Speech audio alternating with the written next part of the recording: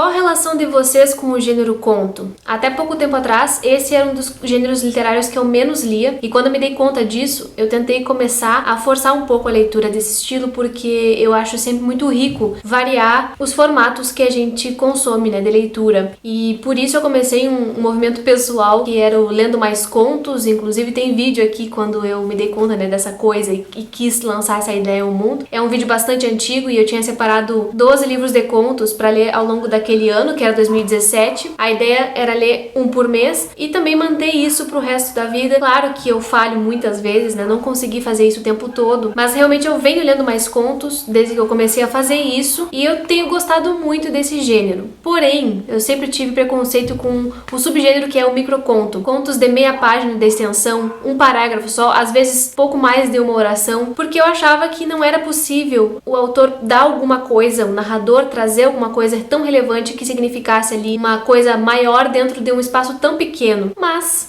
eu tava enganada. Infelizmente eu me enganei, porque depois que eu li Beijo, Boa Sorte, da Ana Elisa Ribeiro, eu vi que isso é bem possível de acontecer. Então hoje a gente vai conversar um pouquinho sobre o conto, sobre o microconto mais especificamente, e sobre a capacidade que algumas narrativas têm de nocautear a gente. Mas antes de mais nada, está chegando agora no canal, seja muito bem-vindo, muito obrigada pela companhia. Aproveite para dar uma olhadinha no conteúdo que eu produzo por aqui e se gostar, se inscreva, porque isso é muito importante. Deixa um joinha e compartilhe esse vídeo com quem também gosta de ler, porque isso ajuda muito na divulgação e no crescimento do canal. Essa foi uma das leituras que eu fiz no mês passado, durante a semana de leitura mágica. Tem um vlog aqui para que vocês possam acompanhar essa semana que foi de intensas leituras, né? Eu gostei bastante dessa experiência e então eu resolvi colocar para jogo só livros fininhos. E o Beijo, Boa Sorte era um deles. Estava aqui há bastante tempo, eu comprei numa promoção quando estava com preço super baixo. Eu já estava com ele na lista porque eu fiquei sabendo que a autora era muito considerada, né? Apesar de ela ter pouca coisa publicada, esse livro era bem cotado numa dessas listas que a gente encontra aí de autores que são fora da curva, sabe? E por isso comprei e tal, mas comecei a enrolar a leitura. Até que achei por bem colocar nessa semana que eu fiz de leituras todo dia. E, gente, que surpresa maravilhosa. Eu mordi a língua totalmente, assim, quando se trata desse livro, porque eu achei que eu não ia gostar. Eu já tava pronta pra não gostar, já tava esperando, assim, uma decepção, e foi justamente o contrário. Eu achei que ele é um livro muito potente e que traz histórias realmente impactantes em pouquíssimo espaço de narrativa. E quando um autor consegue fazer isso, consegue comover a gente, sem usar tanto tempo, sem usar tanta história, sem usar tantos personagens, eu acho incrível, porque é como se ele conseguisse captar um instante de uma cena da vida de alguém, e ainda assim, mesmo se a gente conhecer o histórico daquela pessoa, sem conhecer o antes, sem conhecer o depois, a gente consegue se abalar, sabe? E a Ana Elisa Ribeiro escreve de uma forma bastante crua, e eu tendo a gostar desse estilo de prosa, e acho que ela é mais uma escritora que se enquadra perfeitamente naquela minha concepção da literatura brasileira contemporânea, que não me decepciona. Ela fala aqui de temas muito variados, sobre maternidade, sobre família, sobre papéis de gênero, sobre casamento, mas também fala sobre outras coisas como insatisfação, como frustração, violência de um modo geral, mas mais especificamente violência de gênero aqui contra as mulheres. E então ela trata temas que são realmente espinhosos, mas ainda assim ela consegue sempre trazer algum elemento surpresa ali que me deixa muito intrigada. O Julio Cortázar, que é um escritor argentino, costumava dizer que se o romance nos ganha por pontos, o conto nos ganha por nocaute. Tem que ter alguma coisa num conto que realmente mexa com a gente, que abale a estrutura que até então estava tranquilinha. E aqui é nocaute o tempo inteiro, inclusive no conto de abertura. Mas enfim, gente, eu já falei pra vocês que ele trata de temas diversos, né? São contos bem curtos de um modo geral, mas tem alguns que tem mais de uma página, embora não se estenda tanto. E esse livro é dividido em duas grandes partes. A primeira delas é com o rosto em retalhos, e acreditem, não é uma metáfora esses retalhos aqui. E o outro é Baú de Avó. E eu acho que ela consegue nos dois tocar em feridas muito doloridas, mas nessa primeira parte eu notei que existe um certo tom de violência muito claro, seja a violência da pessoa contra ela mesma, seja contra outras pessoas, especialmente da violência masculina. Parece que tem um certo ressentimento aqui muito grande nesses contos, porque todas as personagens se sentem ou frustradas ou desapontadas com o mundo, ou com o outro, com quem se relaciona, ou sei lá, desapontadas com a vida em si, com a falta de sentido da vida, e aí acabam tomando medidas drásticas para lidar com isso. Essa é a primeira parte de um modo geral, né? Mas tem, claro, não se restringe só a isso. É só um tom que eu notei. Já na segunda parte é como se ela usasse um pouco mais de memória. Nesses contos se fala sobre avós, momentos da infância, algumas lembranças, sobre costumes também, sociedade. Essa parte do papel de gênero aparece bastante aqui porque ela fala muito sobre mulheres, né? E o que se espera de uma mulher, ou como as mulheres são criadas e como isso não condiz com a realidade. Mas também tem mulheres aqui bastante atrevidas e que dizem a que vieram de uma forma bastante clara, bastante segura. E eu não tenho muito mais a falar sobre esse livro do que isso que eu já trouxe pra vocês. Eu acho que ele tem características que me agradam bastante. Tem uma linguagem bem sucinta, ela não enrola muito pra dizer aquilo que ela precisa, e ela ainda consegue, de vez em quando, traduzir isso de uma forma muito bonita em palavras. Essa inquietação das pessoas, essa insatisfação, os desejos, os afetos, a incompreensão, tudo isso de vez em quando surge numa frase que a gente sublinha porque achou bem construída, sabe? E então foi uma grata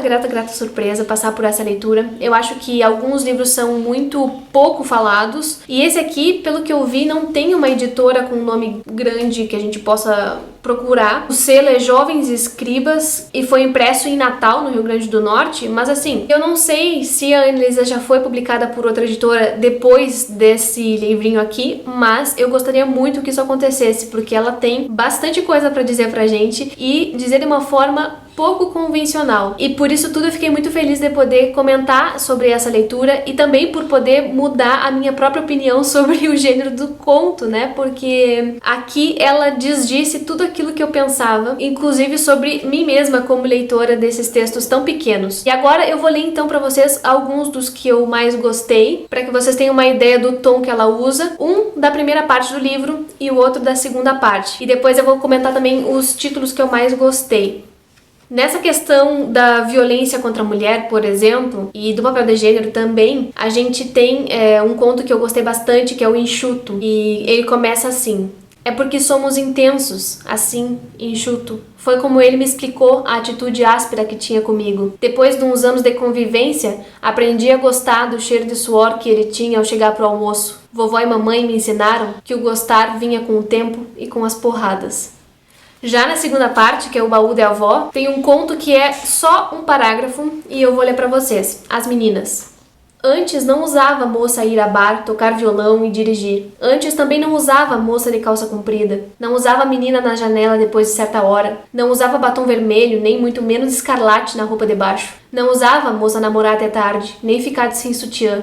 Nem falar alto e abrir a perna. Não usava a moça andar com rapazes. Não usava a moça sorrir para estranhos. Nem ir ao médico de mulheres. Nem ficar sem marido depois dos 22 anos. Nem fazer sexo antes de casar. Não usava a moça não usar anágua. Não usava a moça que pinta a unha de carmim. Não usava, faz pouco tempo, moça que trabalha fora. Não usava a moça que lê e escreve. Moça não usava.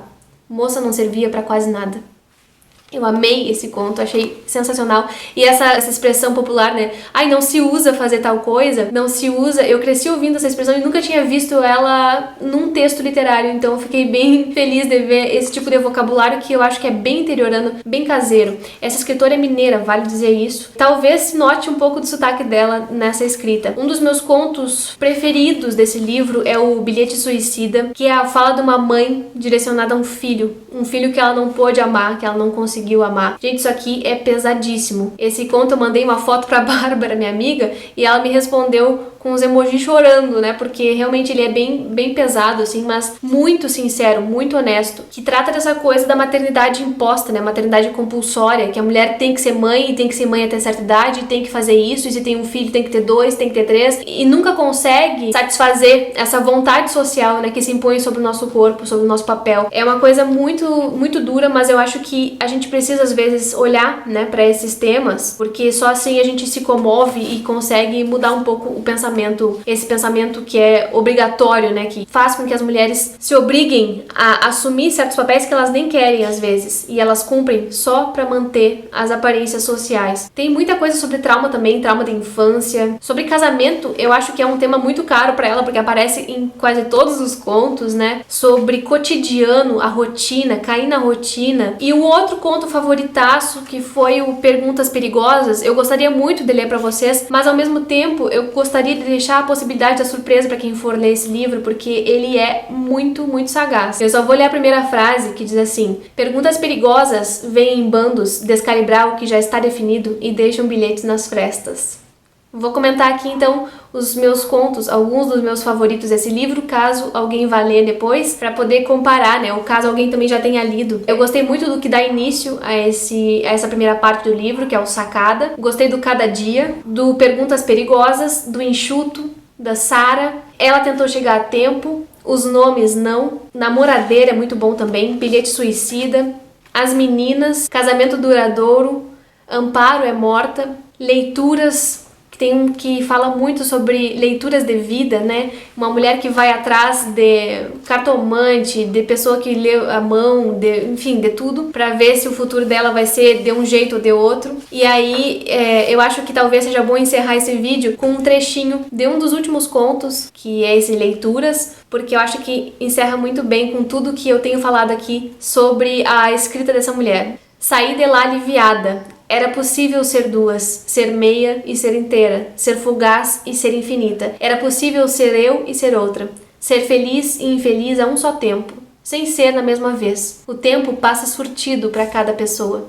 Achei muito bom, achei que me surpreendeu, talvez esse tenha sido o livro que mais me surpreendeu nesse primeiro semestre por conta disso, por ter quebrado a minha própria experiência com a leitura de contos. Então eu recomendo essa leitura, conheçam a Ana Elisa Ribeiro, conheçam essa obra. Eu vou deixar aqui embaixo se tiver link para compra, vocês podem comprar por esse link, e se fizerem isso me dão uma pequena comissão pela venda sem gastar nada a mais, então vocês ajudam o trabalho aqui no meu canal. E é isso, gente, espero que vocês tenham gostado desse vídeo, espero que tenham ficado com vontade de conhecer esse livrinho aqui tão potente, e também espero que outras editoras publiquem mais coisas da Annelisa, que certamente ela deve estar escrevendo outras coisas, e eu gostaria muito de ler outros tipos de texto também dessa autora, que tem muito, muito a dizer. Vou ficando por aqui, comentem aqui embaixo se vocês ficaram interessados em ler esse livro. Muito obrigada pela companhia até o final do vídeo e a gente se vê no próximo.